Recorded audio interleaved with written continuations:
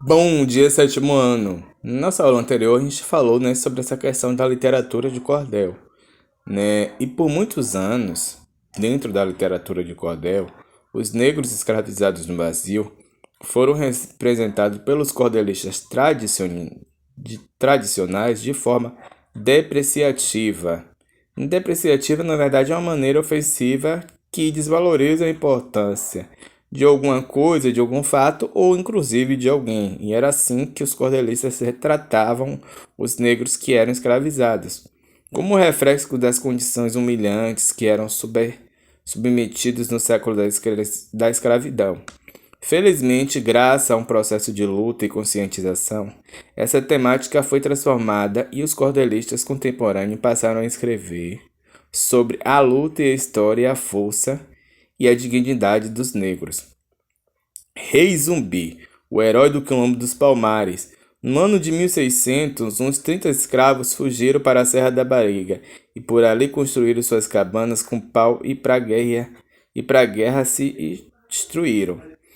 Palmares agora tinha aldeias desesperadas do grande rio São Francisco, uma praça edificada de Alagoas a Pernambuco com terra trabalhada. Mas essa paz foi quebrada após se dar a expulsão dos holandeses dali e da reorganização fez-se a Guerra de Palmares, saída da escravidão. Zumbi, um dos combatentes, tomou dois tiros certeiros e não morreu. Virou lenda como o maior dos guerreiros, um, um bravo com liderança, um general dos arteiros. Saindo daí, dessa literatura de cordel muito bem feita por nada mais nada menos do que Franklin Machado, onde ele faz alusão a Zumbi do Palmares, e vamos para a xilografura e cordéis. Você sabe o que é gravura? Recorda-se o que é? O termo gravura também é usado para nos referirmos ao papel em qual uma gravação será impressa. Há várias formas de gravura, que ganham nomes diferentes de acordo com o suporte utilizado. E não é diferente com a xilografura. Xilo vem de madeira. É o nome dado à gravura.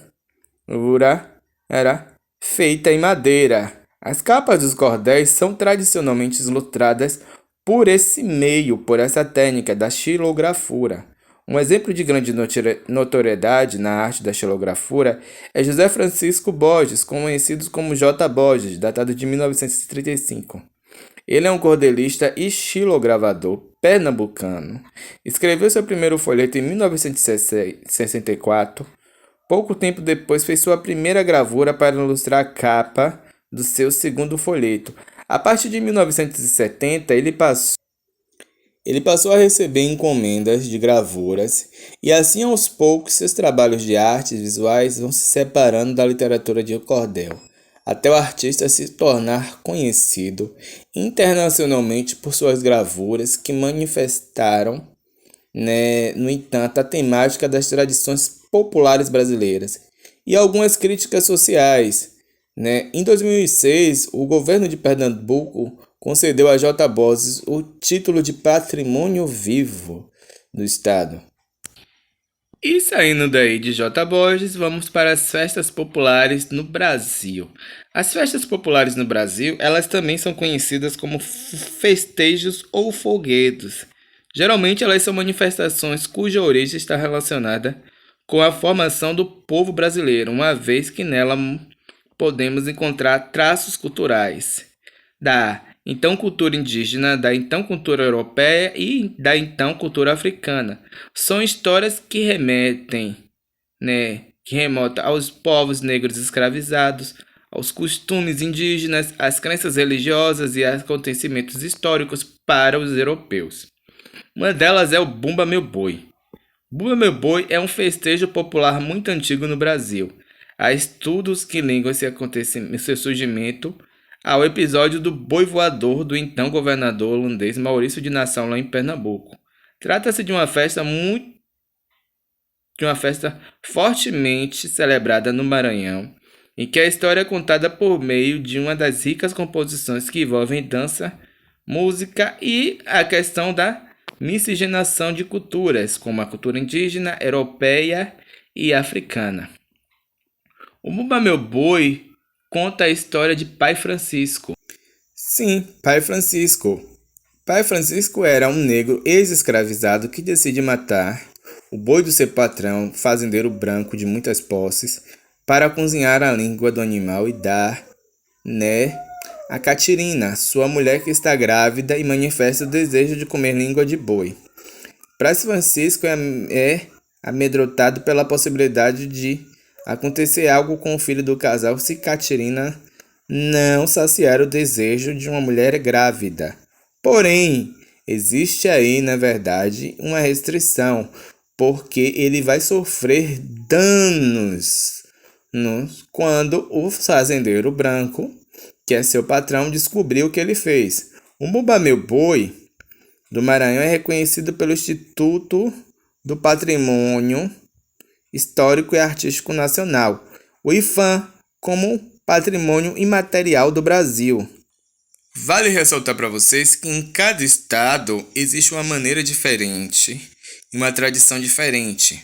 Olha, no Maranhão a gente conhece como Meu Boi, já no Ceará é Boi dos Reis, Boi de Janeiro na Bahia, Dança do Boi em São Paulo, Boi de Mamãe em Santa Catarina, e ele recebe vários e diversos nomes. O cavalo marinho, por sinal, é um foguedo dançado principalmente em Pernambuco, na Paraíba e em Alagoas. Sua origem está entre as variações dos festejos do Bumba Meu Boi, mas a brincadeira envolve várias danças tradicionais nordestinas e ganhou uma autonomia e hoje é dançada de forma independente.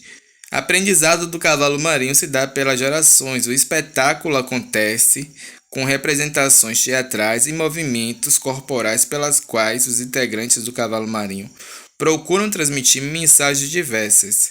Essas encenações ocorrem ao som de uma orquestra chamada de banco, uma vez que seus músicos tocam os instrumentos sentados em um banco. Dois instrumentos utilizados nesse foguedo são a rabeca, e o pandeiro. Um dos momentos mais importantes da dança do cavalo marinho chama-se Dança dos Arcos, em referência às fitas coloridas usadas pelos dançarinos em um conjunto que criam diversos desenhos no espaço. Mais uma obra de J. Borges, como de lá de cima, que vocês viram há pouco tempo, o Bumba Meu Boi, tá bom? Qualquer dúvida sobre a aula é só perguntar. Tchau, tchau. Forte abraço.